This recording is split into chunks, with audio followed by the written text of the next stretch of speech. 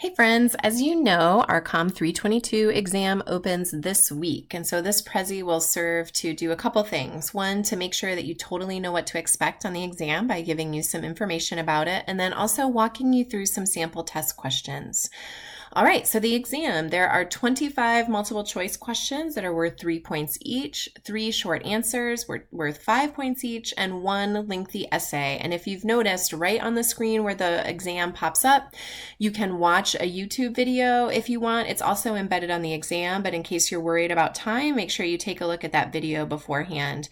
You'll have 75 minutes to complete the exam. There is only one answer for each multiple choice question. Just like the quizzes, don't exit or refresh your browser, and you're only allowed to take the exam one time, and there will be no backtracking.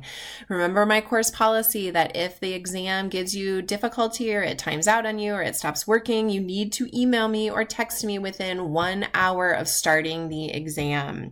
I don't allow makeup exams, so make sure you know exactly when the test opens and exactly when it closes. Also, in terms of a general study tip, you should be able to define a concept, so like talk about what the definition of the feminist perspective is, also provide an example for that, and identify an example. That's a good kind of rule of thumb if you're able to do that.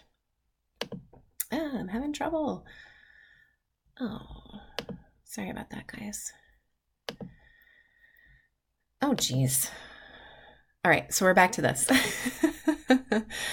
All right, here is an example of a sample test question. Explain how the feminist perspective is concerned with men, and we know that that's because it deals with the gender system as an entire being, right? So men, women, everything in between or outside of that system.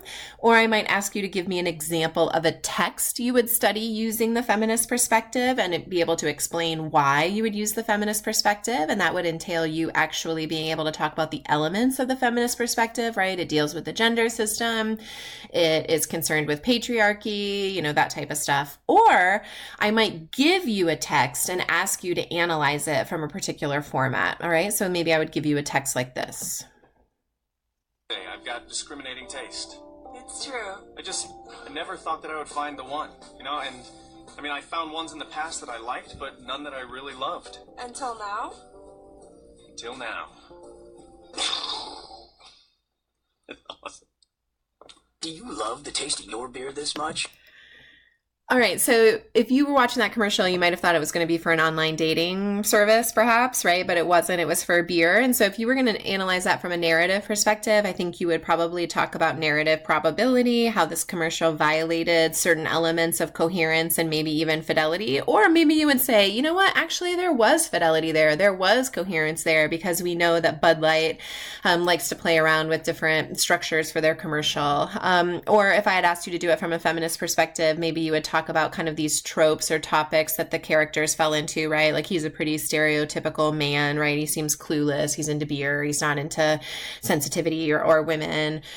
So that's kind of the variety there in which these questions might appear to you.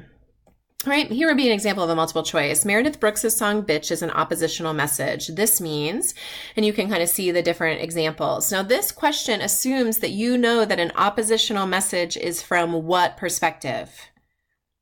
The Marxist perspective, right? And an oppositional message is where you take something and you actually kind of flip its meaning, okay? So a taken for granted meaning is that bitch is bad, right?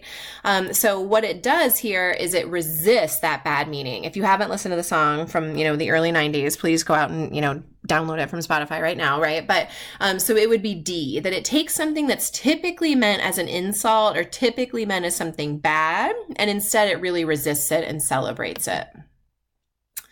All right, or I might ask you to do something kind of short answery, right? Where I would say, all right, define cultural literacy and give an example of faking cultural literacy. This is also from a quiz that you had. So if you've been studying those sample quiz answers on the side of the Blackboard site, you should be totally ready to nail this, right? So you would say cultural literacy is kind of knowing the tools and, being able to participate fluently in a conversation about culture, right? Now, faking cultural literacy is where we get into trouble. And so you have examples from the actual reading, right? Where the guy said that he and you had read this book that hadn't even come out yet, right? Or you probably have lots of examples from your own life. I heard and saw a lot of people on the discussion board say things like, oh, that sounds familiar. Like one person said that, you know, they were on a date or a job interview, right? And they kind of would fake that they had this connection to the person they were with. If you get a short answer question, that format of just kind of a bulleted answer is totally fine. I know that 75 minutes isn't a totally long time, right? Because this isn't considered a take-home exam where you can read and just, you know, have all of this time in the world to kind of write. It's considered an exam in which you get to use your notes, meaning time is of the essence. And so bulleted answers are fine. All right, Shannon disclosed that she will often fake knowledge about the NFL or use a snippet of information that her dad has said when talking to friends who play fantasy football. She does this even though she hates the NFL. This is an example of B, faking cultural literacy, right? So you just saw how cultural literacy could come at you as a short answer question or even as a multiple choice. All right. Or I might give it to you just like as a open-ended question, right? Please explain cultural capital or cultural cachet. And we know that this is from the Cool Hunting unit where you get a particular kind of cultural capital or cultural importance if you know all of the things or if you're considered someone who's really on the cutting edge of counterculture or quote unquote cool. Now we know that Thomas Frank would say that those things aren't real, but society certainly treats them as real. And so if cultural cachet or cultural capital doesn't seem familiar to you, go back to that Culture of Cool unit, especially that video of the guy who talks really fast and kind of problematizes cultural cachet for us.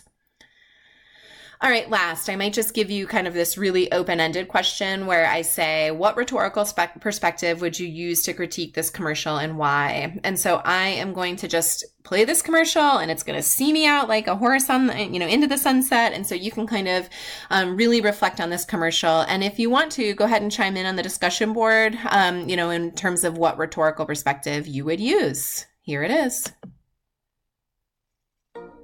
Daddy, can you play Princess Passenger with me? Sweetheart, I'd love to, but the guys, they're outside waiting for me. That's Vito's.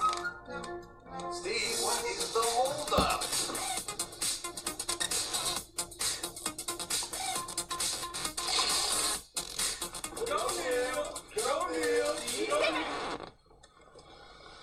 Is that my wedding dress? Could be. All right, I would argue that you could use any rhetorical perspective we learned about thus far in order to analyze that commercial. So I look forward to seeing your results on the exam. I know you are going to rock it.